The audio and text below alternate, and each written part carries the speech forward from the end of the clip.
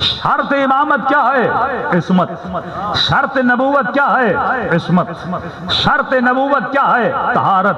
اگر طہارت نہیں تو نبوت نہیں، اگر عصمت نہیں تو نبوت نہیں. اب جملہ سنیے گا، فرمایا جو بھی ہماری ولایت کے اندر آنا چاہتا ہے پہلے اسے خود کو طاہر بنانا پڑے گا. سمپل سی قرآن کی آیت ہے، لا یمسہ الا المطہرون. کوئی بھی اس ظاہر قرآن کو، جو کاغذ کا ٹکڑا ہے، کچھ سیاہی اس پہ لکھی ہوئی ہے، تو بغیر وضو کے اس قرآن کو مس نہیں کر سکتا. ہاں تو وہ قرآن جو ظاہر ہے بغیر طہارت کے بندہ مس نہیں کرتا، تو جو ولایت باطن قرآن ہے بغیر طہارت کے کوئی اندر آ کیسے سکتا ہے؟ ہاں یہ میدان طاہروں کا میدان ہے. تو کتنے بھی نعرے مارے بندہ، نعروں سے ولایت نہیں ملتی، ولایت طہارت سے ملتی ہے. بندہ طاہر ہے تو خدا اسے قلندر بھی بناتا ہے، بندہ طاہر ہے تو خدا شاہ عبد اللطیف بھی بناتا ہے. جتنی طہارت اتنا درجہ. تو انعام خداوندی بندے کو کیا ہے؟ خدا انعام میں مال نہیں دیتا، انعام میں پیسے نہیں دیتا، انعام میں، اس انعام میں اولاد نہیں دیتا. اس انعام کا نام ہے کرامت. وہ بندے کو صاحب کرامت بنا دیتا ہے، وہ اپنا ولی بنا دیتا ہے، وہ سمندر ولایت سے قطرہ دے دیتا ہے، اور جس کے پاس قطرہ آئے وہ قلندر بن جاتا ہے، وہ سلمان فارسی بن جاتا ہے، وہ صاحب کرامت بن جاتا ہے، اس کے وجود میں عجیب سا سکون نازل کر دیتا ہے. لیکن شرط یہی ہے کہ اے مسلمان، جب تک خود کو طاہر نہیں کرے گا، جب تک خود کو پاک نہیں کرے گا، تب تک اس ولایت کی وادی میں تو چل نہیں سکتا. اس ولایت کی وادی میں وہی آ سکتا ہے جس نے اپنے وجود کو پاک و پاکیزہ کیا. اب آئیے اہل بیت سے پوچھیں، مولا ہم بھی چاہتے ہیں کہ ولایت کی وادی میں قدم رکھیں، صرف نعرے والے نہ بنے. ہم بھی چاہتے ہیں کہ کچھ ولایت کے روحانی سمندر سے ایک نور کا قطرہ ہمیں بھی ملے. وہ نور کا قطرہ جو حبیب ابن مظاہر کو ملا، وہ نور کا قطرہ جو جناب حور کو ملا، وہ نور کا قطرہ جو جناب زہیر کو ملا، وہ نور کا قطرہ جو جناب جون کو ملا، وہ نور کا قطرہ جو جناب سعید کو ملا. مولا ہم بھی چاہتے ہیں کہ ایک نور کا قطرہ ہمیں بھی مل جائے. تو مجلسوں میں آ کر نیاز کھا کے چلے جانا یہ غذائے بدن ہے، لیکن مجلسوں میں آ کر علی کی ولایت کا ایک نور کا قطرہ لے کر جانا، اس کا اثر تا ابد رہتا ہے. مولا کیسے یہ نور کا قطرہ ملے؟ تو سنیے، شرائط بیان کرتے ہیں اہل بیت کہ اس ولایت کے میدان میں جو بھی آنا چاہتا ہے میرے عزیز، اس کی پہلی شرط یہ ہے کہ جو بھی ولایت میں آنا چاہتا ہے اس کا پاک و پاکیزہ ہونا ضروری ہے. جس طرح تم مصلی پہ کھڑا ہوتا ہے پہلی شرط کیا ہے؟ طہارت ہے. مولا حسین کی زیارت کو جاتا ہے پہلی شرط کیا ہے؟ طہارت ہے. یعنی بندہ اتنی تمنا سے کربلا جائے لیکن نجاست کی حالت میں جا کے حسین کے ذریعے کو ہاتھ لگائے تو وہ زیارت نہیں، اس کے لیے عذاب بن جاتی ہے. کیونکہ لا یمسہ الا المطہرون، ان کو مس نہیں کر سکتے، ان کی ذریعوں کو مس نہیں کر سکتے اگر تمہارے وجود میں طہارت نہیں ہے. تو بس یہ ان کا کرم ہے کہ انہوں نے طہارت ظاہری کی شرط رکھی ہے. یعنی تعجب کریں، ایران کے آیت اللہ بہت بڑے بہائی صاحب کہ انہوں نے کہا تھا میں کہ ایسا تعویذ لکھوں اور امام رضا کی جو چوکھٹ ہے جہاں پہ لوگ انٹر ہوتے ہیں وہاں پہ لگا لوں، اور کہا کہ اس تعویذ میں وہ اثر ہے کہ کائنات کا کوئی بھی گنہگار جس کے اندر طہارت باطنی ہے وہ مولا رضا کے حرم میں داخل نہ ہو سکے. تو امام خواب میں آئے، فرمایا ایسا تعویذ نہ لگانا، پھر تو کوئی نہیں آ پائے گا.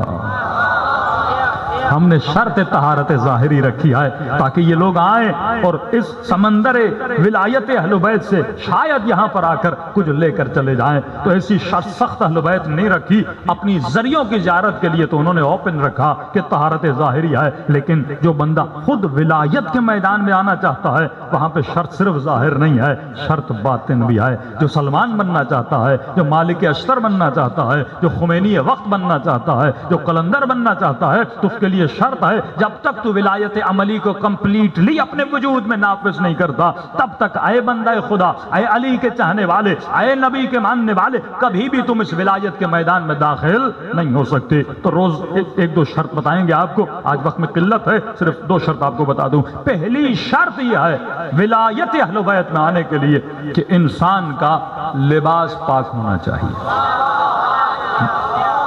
علی کا چاہنے والا نجس لباس پہن کر نہیں گھومتا. اگر نجاست میں رہو گے تو طہارت سے تمہارا لینا دینا نہیں ہے. اگر کپڑے نجس رہیں گے تو کبھی بھی وادی اہل بیت میں چلنے کی قابلیت پیدا نہیں کر سکتا. تو بچپن سے اپنے بچوں کو سمجھاؤ کہ کپڑے نجس ہو جائیں تو فوراً کیا کیا کریں؟ پاک کیا کریں. وہ مرد ہو عورت ہو اس کے لیے ضروری ہے کہ لباس کی یہ ابتدائی ہے. یعنی نجس کپڑے سے نماز نہیں ہوتی تو نجس کپڑوں سے علی کی معرفت کیسے مل سکتی ہے؟ بندہ مجلس میں آئے لیکن کپڑے نجس ہو، پرواہ نہیں میرے کپڑے نجس ہیں. کئی اس ممبر پر آنے والوں کو ہم نے آنکھوں سے دیکھا کہ گیا روڈ پہ طہارت کی، کوئی پاکیزگی کا خیال نہیں، اور اس کے بعد حسین کا ذکر بھی کرنے لگے. یہ ولایت کی کمی ہے کہ بندے کو بتانا ہو کہ یہ ذکر پاک لباس سے ہوتا ہے. یہ ذکر نجس کپڑوں سے نہیں ہوتا. تو پہلی شرط یہ ہے علی والے کے لیے کہ جو وادی ولایت میں آنا چاہتا ہے، کوئی ذکر کرنا چاہتا ہے، اہل بیت کی معرفت حاصل کرنا چاہتا ہے، اہل بیت کی زیارت کرنا چاہتا ہے اور دل میں نور ولایت کو لانا چاہتا ہے، تو شرط یہ ہے کہ 24 گھنٹہ جو لباس اس کے تن پر ہے وہ لباس پاک و پاکیزہ ہونا چاہیے. بھائی سوچو نا، جب تو مر بھی جاتا ہے نا، اب تو بدن کسی کام کا ہے ہی نہیں. جو بندہ مر جاتا ہے بدن کس کام کا؟ گل جاتا ہے، سڑ جاتا ہے، کیڑے لگ جاتے ہیں، بدبو بدار ہو جاتا ہے، تبھی تو اس کو دفن کیا جاتا ہے. لیکن اس بدن کو بھی خدا کہتا ہے کہ پاک کفن پہنایا کرو. اتنی اہمیت ہے کیونکہ عقیدہ ہے کہ جب بندہ جب قبر میں جاتا ہے تو ہمارا عقیدہ ہے کہ اسے علی کی زیارت ہوتی ہے. یا اللہ کے ملائکوں کسی کی بھی زیارت ہو، یقیناً وہاں پاک مخلوق ہے نا، لیکن نجاست کے ساتھ جائے گا تو کیا ہوگا؟ عذاب شامل حال ہو جائے گا. اور دوسری چیز فرماتے ہیں جس طرح مکھیاں گندگی پہ بیٹھتی ہیں نا، کچرا ہے، گندگی ہے، نجاست ہے، یہ گندگی کس کو اٹریکٹ کرتی ہے؟ مکھیوں کو. جہاں گندگی، کچرا، نجاست ہوگی وہاں مکھیاں نظر آتی ہیں. مکھیوں کا خاصہ ہے کہ وہ اچھی چیزوں کی طرف اٹریکٹ نہیں ہوتی، بری چیزوں کی طرف اٹریکٹ ہوتی.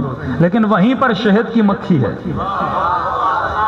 مکھی تو مکھی ہے، ایک مکھی گندگی کی طرف جا رہی ہے، ایک مکھی پھولوں کی طرف جا رہی ہے.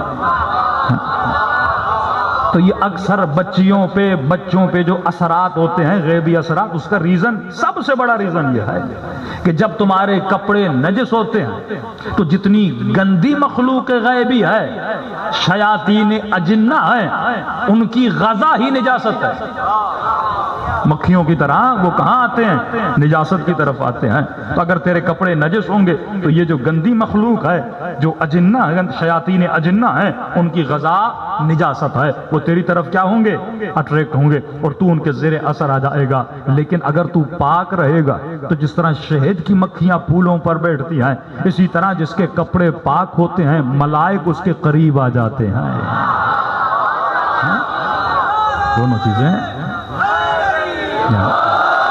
دونوں چیزیں کیا ہوتی ہیں؟ اٹریکٹ ہوتی ہیں. تو اے بندے خدا، اے اہل بیت کے ماننے والے، اے اہل بیت کی ماننے والی، کبھی بھی تمہارا لباس نجس نہیں ہونا چاہیے. یہ تو ہے لباس کی ظاہری طہارت، ایک ہے لباس کی باطنی طہارت. لوگوں کو اس کا علم نہیں ہے کہ باطنی طہارت لباس کی کیا ہوتی ہے. رسول خدا فرماتے ہیں صاحبان تقوی کی کچھ نشانیاں ہیں. ایک صاحب تقوی کی نشانی یہ ہے کہ جو علی والا ہوتا ہے وہ لباس شہوت نہیں پہنتا. یہ لوگوں کو پتہ نہیں. اب ایک خاتون ہے، سر پہ دوپٹہ بھی ہے، کالا لباس بھی پہنا ہوا ہے، حسین کی مجلس میں بھی آ رہی ہے، 5 وقت نماز بھی پڑھ رہی ہے، نیک بھی ہے، جھوٹ بھی نہیں بول رہی، تہجد گزار بھی ہے. لیکن اگر اسے علم نہ ہو کہ جو لباس میں نے پہنا ہوا ہے کیا وہ لباس حیا ہے یا لباس شہوت ہے،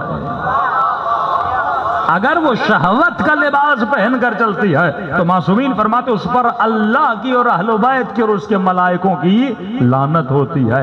یعنی ہاتھ میں تسبیح ہو لیکن بدن پر اگر لباس شہوت ہو، یہ عذاب الہی کی حقدار بن جاتی ہے. یہ چلتی تو اور سمجھتی ہے کہ میں صحیح چل رہی ہوں، لیکن لباس کون سا؟ لباس شہوت. مولانا لباس شہوت، وہ لباس شہوت وہ لباس ہے کہ جس کے ذریعے سے نامحرم اٹریکٹ ہو. باریک کپڑے والا لباس تنگ لباس، ٹائٹ لباس اگر کوئی خاتون پہنے، یہ لباس لباس شہوت ہے، یعنی اس مرد پر بھی لعنت ہوگی جو بیوی کو ایسا لباس دے کر دے رہا ہے۔ وہ خاتون بھی لعنت کی حقدار ہو جاتی ہے، یعنی نجس تو نہیں ہے لیکن لباس لباس شہوت ہے۔ اب جوائنٹ فیملی سسٹم ہے، دیور بھی گھر میں ہے، شوہر بھی گھر میں ہے، اب وہاں پہ لباس اس نے صحیح پہنا ہے، لیکن اگر باریک لباس ہے جس سے انسان کا تن نظر آئے، انسان کا بدن نظر آئے، تو وہ لباس لباس شہوت ہے۔ اس گھر میں اس کا چلنا اللہ کی رحمت نازل نہیں ہوتی، اللہ کی لعنت نازل ہوتی ہے۔ تو صرف یا زہرا کہنے سے کچھ نہیں ہوتا، سیدہ جیسے کپڑے پہننے والی سیدہ کے کردار پہ چل پاتی ہے۔